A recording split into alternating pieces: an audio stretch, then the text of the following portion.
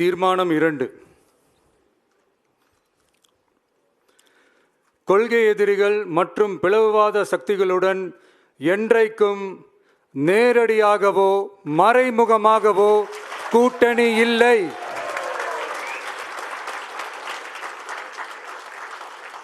ஒன்றிய அளவில் மலிவான அரசியல் ஆதாயங்களுக்காக மக்களை மத ரீதியாக பிளவுபடுத்தி மக்களிடையே வேற்றுமையை விதைத்து அதில் குளிர்காய நினைக்கிறது பாஜக. அவர்களின் இந்த விஷமத்தனமான வேலைகள் வேறு எங்கு வேண்டுமானாலும் எடுபடலாம், ஆனால் தமிழகத்தில் ஒருபோதும் எடுபடாது.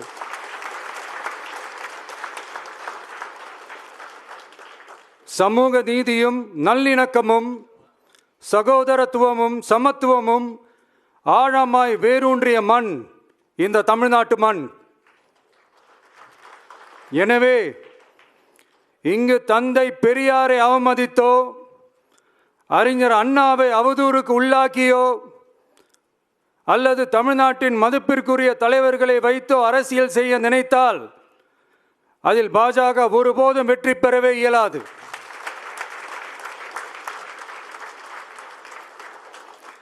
சுயநல அரசியல் லாபங்களுக்காக பாஜகவுடன் கூடி குழைந்து கூட்டணி போக திமுகவோ அதிமுகவோ இல்லை. நம் தமிழக வெற்றி கழகம்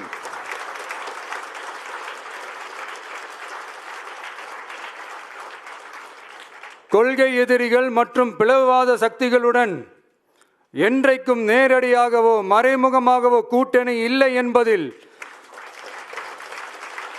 தமிழக வெற்றி கழகம் மிக உறுதியாக இருக்கிறது.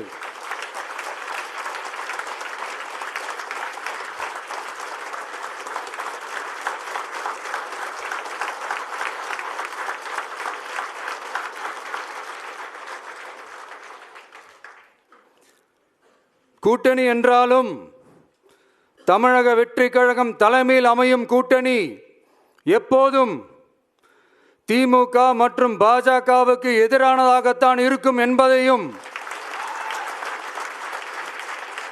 அதில் சமரசம் என்ற பேச்சுக்கே இடமில்லை என்பதையும் உறுதிபட செயற்குழு வாயிலாக தெரிவித்துக் கொள்கிறோம்.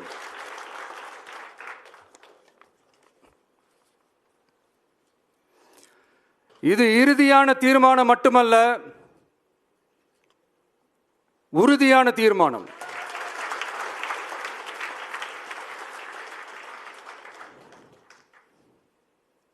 தீர்மானம் 1. நாம எல்லாருக்குமே வாழ்வாதாரம் இருக்கு, இல்லைன்னு சொல்லல. ஆனா நம்ம எல்லாரோட வாழ்வாதாரத்துக்கும் அடிப்படையா இருக்கிறதுல விவசாயிகளும் ரொம்ப முக்கியமானவங்க. அப்படிப்பட்ட நம்ம விவசாயிகளுக்காக அவங்க கூட நிற்க வேண்டியது நம்ம கடமை. அந்த கடமையை நாம சரியா செஞ்சே ஆகணும். கண்டிப்பா நாம விவசாயிகள் பக்கம் எப்பவும் நிற்போம் நிற்போம் நிற்போம், நின்னே தீருவோம். பரந்தூர் விமான நிலைய பிரச்சனை தொடர்பா தமிழ்நாடு முதலமைச்சர் மாண்புமிகு திரு மு.க. ஸ்டாலின் அவர்களுக்கு ஒரு கடிதம் எழுதியிருக்கிறோம். அதை நான் இங்க கொஞ்சம் படிச்சு காட்டுறேன். மாண்புமிகு தமிழ்நாடு முதலமைச்சர் அவர்களுக்கு வணக்கம். பரந்தூர் பகுதியில் விவசாய நிலங்களை அழிச்சிட்டு புது ஏர்போர்ட் கட்டுறதுக்கு எதிர்ப்பு தெரிவிச்சு அந்த பகுதியில் இருக்கிற பொதுமக்களும் விவசாயிகளும் வருஷ கணக்காக போராடிக்கிட்டு இருக்கிறாங்க. போராட்டத்தில் அவங்கள தமிழக வெற்றி கழகம் சார்பாக நான் போய் பார்த்தேன். அதுக்கு அடுத்த நாளே மக்கள் பாதிக்காத வண்ணம் விமான நிலையம் அமைக்கப்படும்னு உங்க கவர்மெண்ட் சார்பாக ஒரு விளக்க அறிக்கை வந்துச்சு. அந்த ஸ்டேட்மெண்ட்ல 1005 குடும்பங்கள் மட்டுமே பரந்தூரில் வசிப்பதால் விமான நிலையம் வந்தா பெரிய பாதிப்பு இருக்காதுன்ற மாதிரி சொல்லியிருந்தாங்க. மக்கள் பாதிக்காத வண்ணம்னா என்னங்க சார்? ஒன்று அந்த இடத்துல ஏர்போர்ட் வருதுன்னு சொல்லணும், இல்லை அந்த இடத்துல ஏர்போர்ட் வராதுன்னு சொல்லணும். ரெண்டுமே அந்த அறிக்கையில் இல்லை. வெறும் 1005 குடும்பங்கள்னா உங்களுக்கு அவ்வளவு சாதாரணமா போச்சா சிஎம் சார்?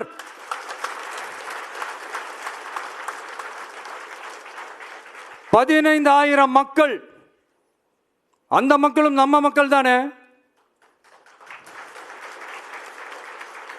ஏன் அந்த அக்கறையோ அந்த மனிதாபிமானமோ உங்ககிட்ட இல்லை? எதிர்கட்சியா இருந்தா மட்டும்தான் மக்கள் மேல உங்களுக்கு அக்கறை இருக்குமா?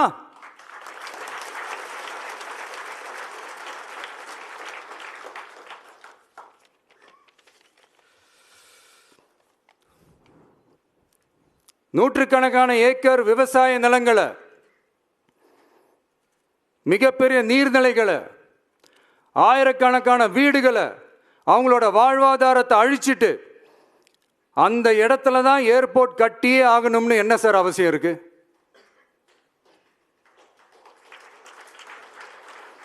அப்புறம் எப்படி சார் நீங்க உங்களை மக்களின் முதல்வர்னு நான் கூசாம சொல்றீங்க?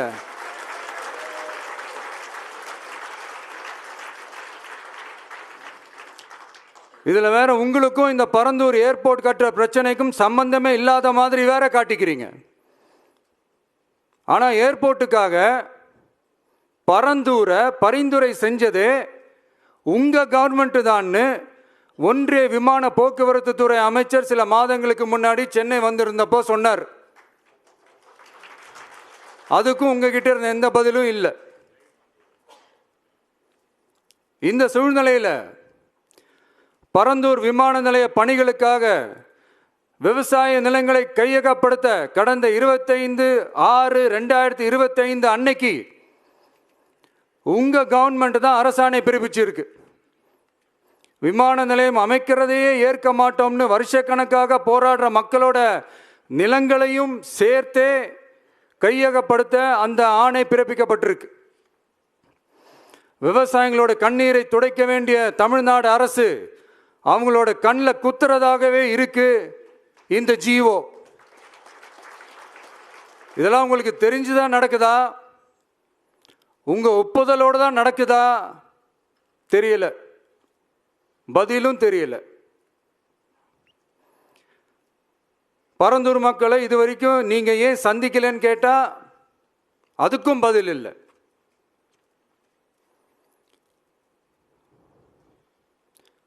நான் இந்த பரந்தூர் போராட்டக்காரங்க அந்த மக்களை ரீசெண்டாக நான் சந்தித்தேன். அவங்க சொன்னதையெல்லாம் கேட்கும்போது உண்மையிலே ரொம்ப கஷ்டமாக இருந்தது. இப்போவும் ஒன்றும் குறைஞ்சிடல சிஎம் சார்.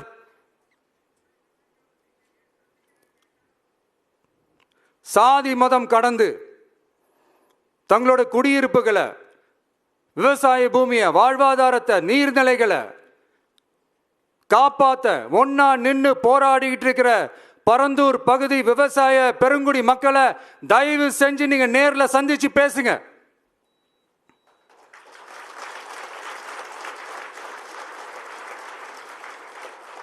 உங்களுடைய அமைச்சர்களோ இல்ல உங்களுடைய அதிகாரிகளோ பேசக்கூடாது. நீங்களே நேர்ல சந்திச்சு பேசணும். அந்த இடத்துல விமான நிலையம் வராதுன்ற உத்தரவாதத்தை அவங்களுக்கு நீங்க கொடுக்கணும்.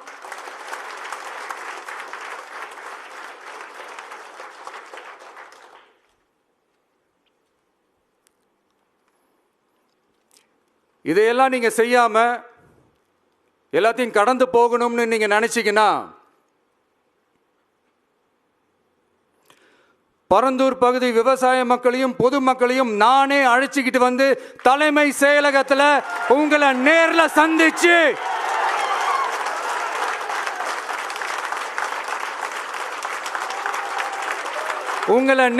சந்திச்சு முறையிடுற நிலைமை உண்டாகும். அப்படி ஒரு சூழலை நீங்க உருவாக்க மாட்டீங்கன்னு நான் நம்புறேன். அதையும் மீறி அப்படி ஒரு சூழல் வந்துச்சுன்னா நான் ஃபேஸ் பண்ண தயாரா இருக்கேன்.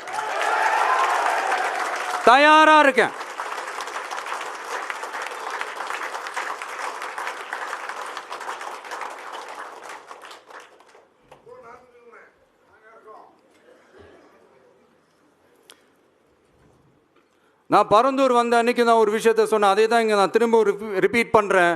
We are not against any developments. We are not against airports. அந்த லொக்கேஷன் தான் தப்புன்னு சொல்கிறோம்.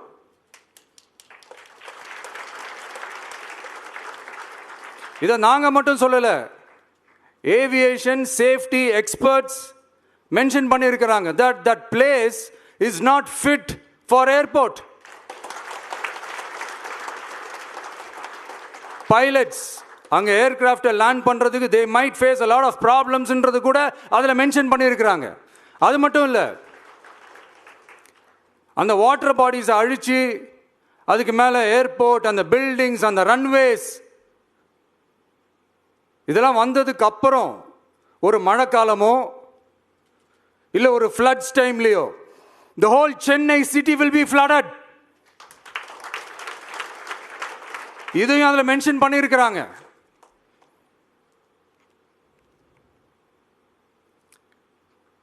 ஸோ இதெல்லாம் மைண்டில் வச்சுக்கிட்டு தயவு செஞ்சு ப்ளீஸ்